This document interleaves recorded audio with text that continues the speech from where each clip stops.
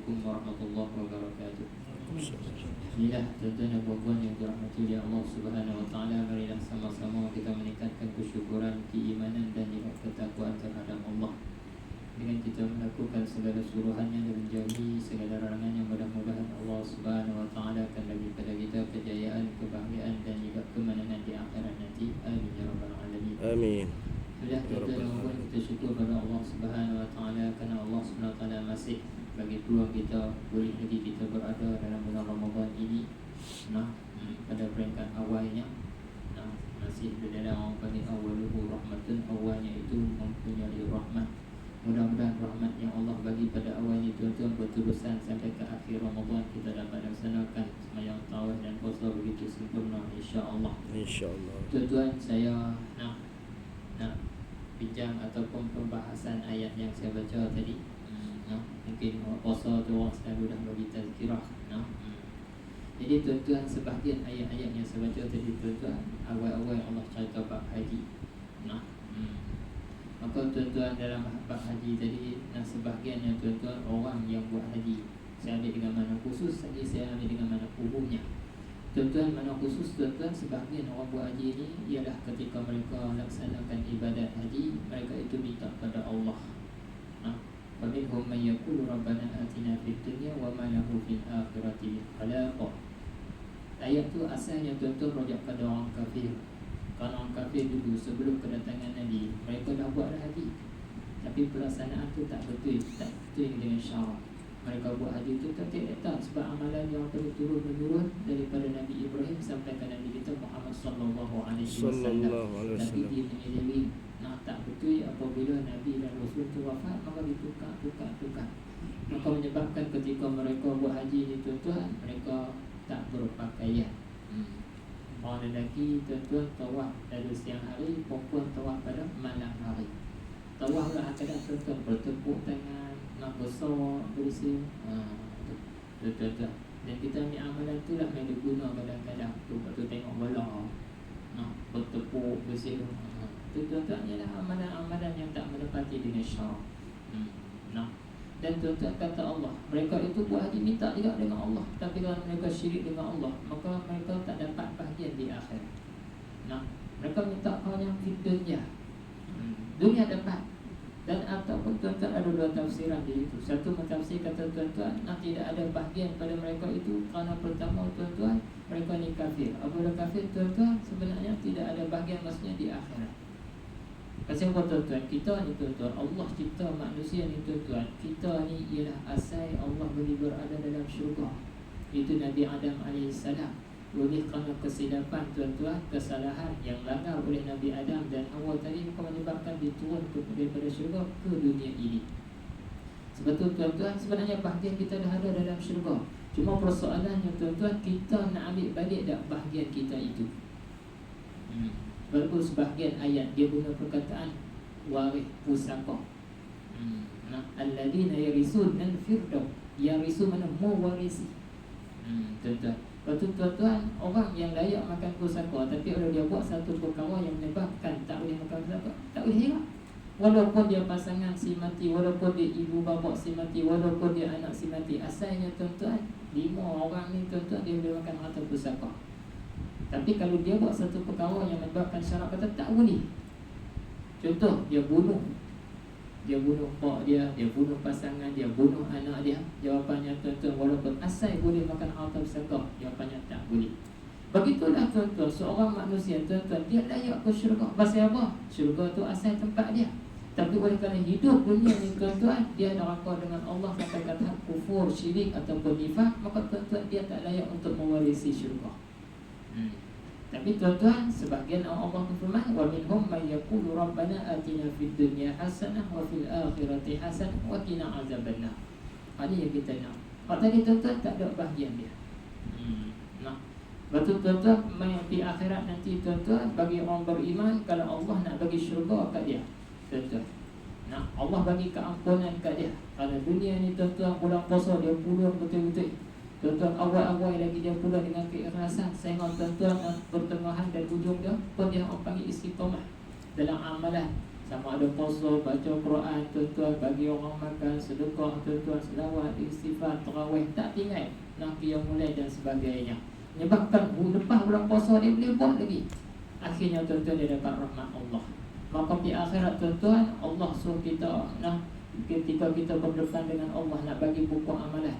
Tuan-tuan, sebahagiannya tuan-tuan Allah suruh manusia tu baca buku amalan dia sendiri. Iqra' kitabak. Al-yawma hasibah. Al-yawma kahasibah. Hari ni hang kira sendiri. Baca-baca buku amalan tuan-tuan, tengok-tengok Allah aku dulu ni. Tuan-tuan. Masa muda aku tak puasa, masa muda aku sembahyang tak cukup, masa muda aku nakal dua bapa, masa aku mula-mula menikah lawan untuk lelaki, aku pula masa menikah tak boleh tanggungjawab terhadap isteri, macam-macam kesilapan, kesalahan. Tapi kalau tuan-tuan Allah nak rahmat satu orang, Allah abang kata ni, aku ampun kesalahan, tutuplah buku, pergilah masuk syurga. Walhal sedangkan tuan-tuan, kita tiap-tiap orang Allah dah cipta syurga dengan neraka. Tuan-tuan, saya dan tuan-tuan ni dah ada syurga dan ada neraka. Nama dah tercatat. Cuma di akhirat nak dapat syurga ke neraka tu kan. Dalam hadis ni tuan-tuan, Nabi bagi tahu apabila Allah panggil yang tadi tuan-tuan, Allah panggil si Yahudi ke, si Nasrani ke, si Hindu, Buddha ke, tuan-tuan, orang kafir duduk sebelah ni, orang Islam duduk sebelah ni. Maka Allah kata, tutup buku, aku ampunkan kesalahan kamu dan pergilah syurga, dan neraka kamu bagi kat si kafir ni. Tuan-tuan, kalau Allah rahmat, sebab masuk syurga dia dengan rahmat Allah. Dan tuan-tuan, si kafir tadi tuan-tuan, syurga dia bagi kepada orang beriman tadi. Berarti orang kafir tu dia dapat neraka boleh jadi dua lebih daripada satu. Tak tahu apa ikut kesilapan, kesalahan yang dia kufur tahap mana. Kufur pun ada tahap dia tuan-tuan. Iman pun ada tahap juga. Ada orang yang dapat 2 syurga, yang dapat 3 syurga. Tengok semua orang dapat 8 syurga. Dan tuan-tuan, siapa yang rajin puasa, puasa dia kualiti sempurna, maka tuan-tuan, dia akan dapat 1 syurga yang Allah sedia bagi orang puasa, iaitu tuan-tuan Rayyan. Sebab tu tuan-tuan, sebagian mentafsir berkataan waliman khafa maqama rabbih jannatan, bagi mereka yang takut pada Allah, yakni buat segala suruhan, jauh segala larangan, maka dia akan dapat 2 syurga. Sebagian tafsir kata dunia dan akhirat. Sebagian kata dak rajam akhirat, 2 syurga. Semua orang dapat 8 syurga. Tuan-tuan, siapa dapat 8 syurga? Abu Bakar As-Siddiq radhiyallahu anhu. Tiap-tiap pintu tuan-tuan ada nama Abu Bakar. Kita ada satu pun alhamdulillah. Yang tak mau tak ada nama. Tuan-tuan, tuan-tuan bila tak ada nama, tak ada kira lah macam mana pun tak boleh masuk. Jangan tersyurga tuan-tuan, hospital tu hospital. Kita pergi cari tuan-tuan, adik-adik kita katalah masuk hospital, pergilah cari tuan-tuan, tengok nama tak ada, tak ada cari, tak jumpa. Sebab nama tak ada. Di senarai nama tu tak ada. Ada je masuk 2 hari dah.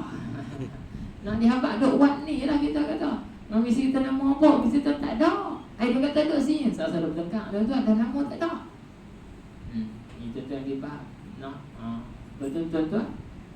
Apabila ayat yang seterusnya, apabila Allah kata faminhum man yaqulu rabbana atina fid dunya hasanah. Sebenarnya ayat tu dia tersusun elok kok yang kita faham mana.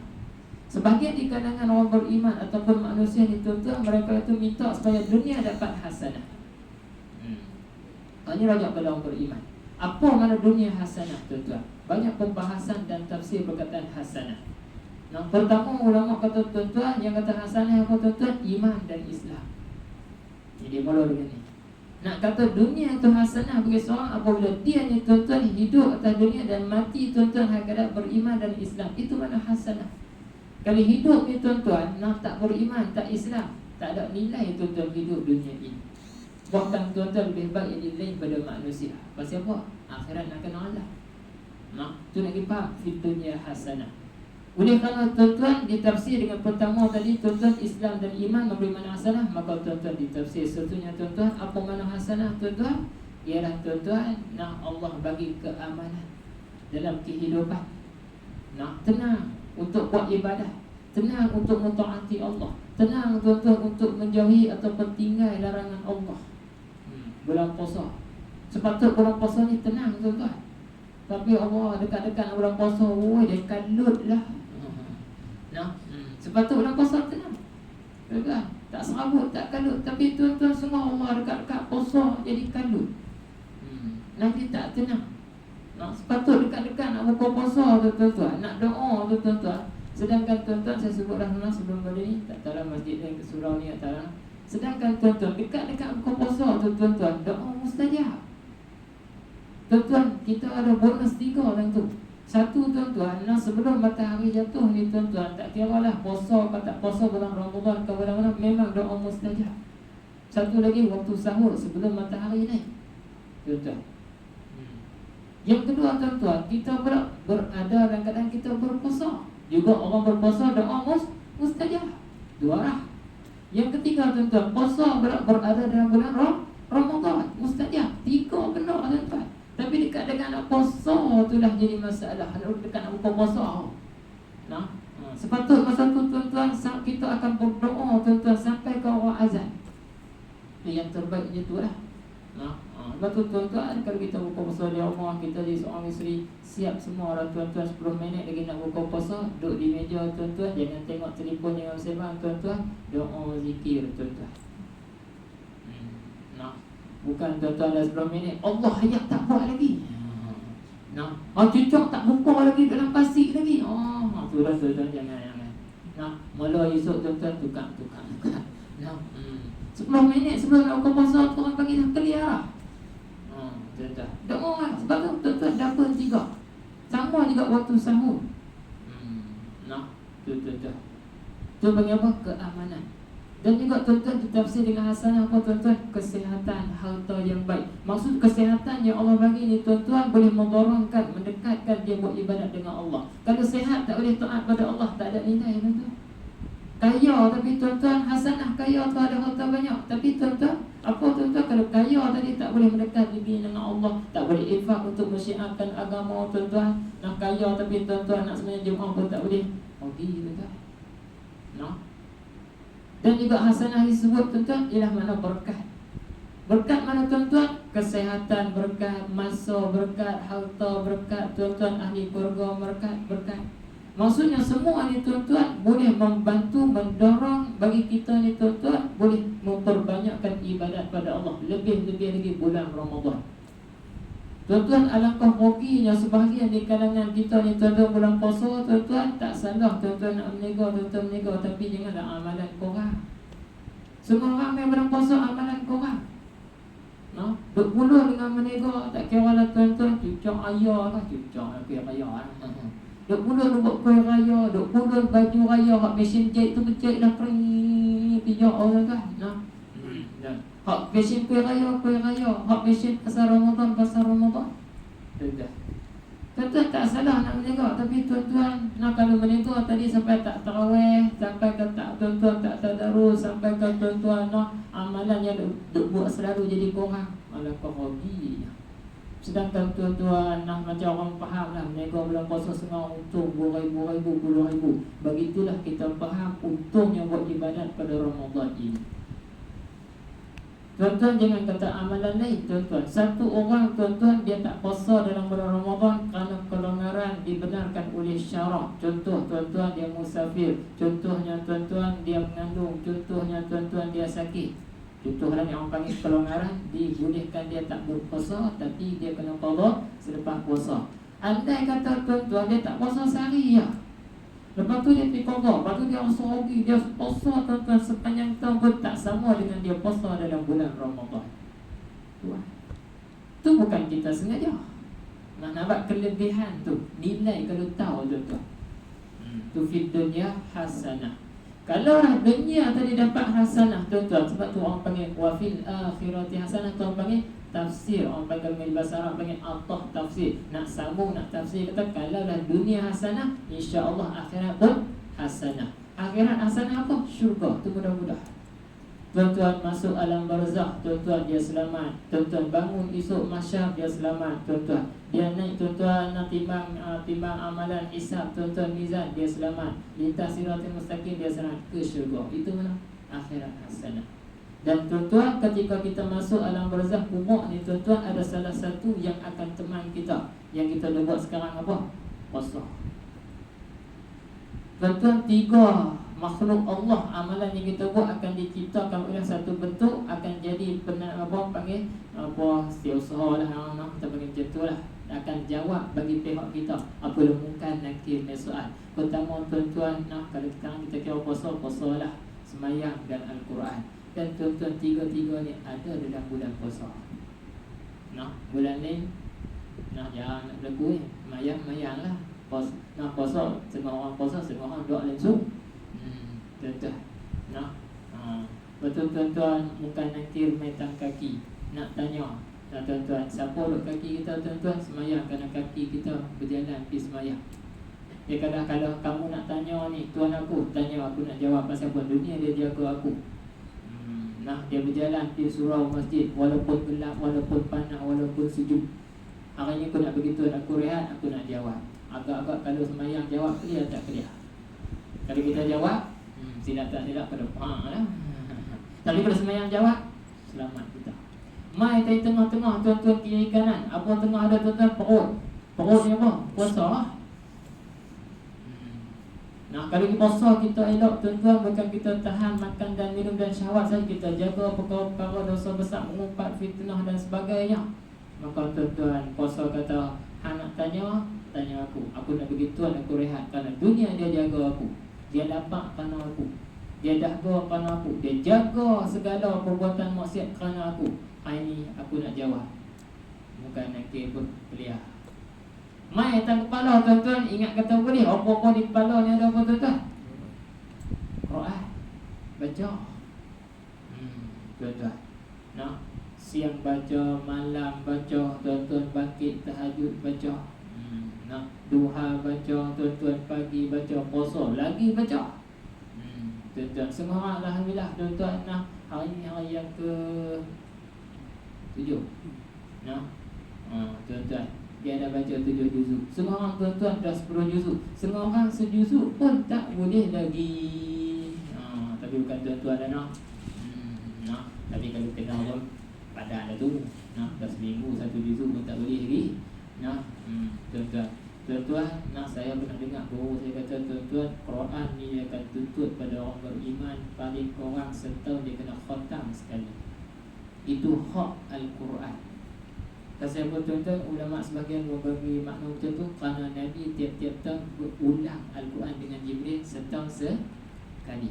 Berarti paling kurang tuan-tuan dalam hidup tuan-tuan ni setahun sekali kena khatam. Tak boleh bulan lain, bulan puasa pulut. Kalau bulan puasa tak boleh, lepas puasa pulut. Tapi kalau bulan puasa tak boleh, lepas puasa payah dah tu tuan-tuan. Itu tuan-tuan 3 benda. Itu mana wafid dunya hasanah, wafid akhirati hasanah. Apabila kata akhirah hasanah tuan-tuan, hujung kata apa? Waqina azab mana? Betul lah tu. Tuan panggil satu makna ada hubungan. Itulah tuan-tuan, cukuplah ayat tu senang. Mudah-mudahan dapat manfaat saya dan tuan-tuan. Mudah-mudahan kita memperbaiki dan memperbanyakkan amalan dalam bulan puasa ini sekat mana kita mampu dan boleh. Dan mudah-mudahan insya-Allah puasa ni akan jadi tuan-tuan nampung bela kita, bukan sekadar dunia tapi sampai ke akhirat, dan kita berjaya bersama nanti insya-Allah. Subhanallah wa subhanallah bihamdihi astaghfiruka wa atubu ilaik. Assalamualaikum warahmatullahi wabarakatuh. Waalaikumsalam.